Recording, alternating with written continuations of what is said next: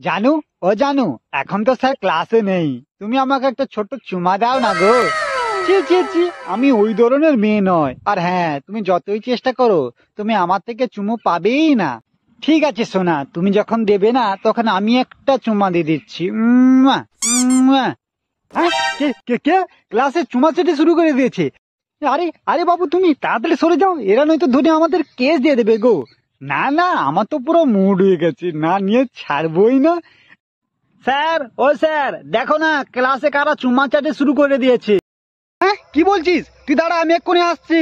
হ্যাঁ গো স্যার। আরে ভাই, তুই এখানে কেসটা চাপা দিয়ে দে রে। প্লিজ প্লিজ, তোকে আমি চকলেট ফ্লেভার খাওয়াবো।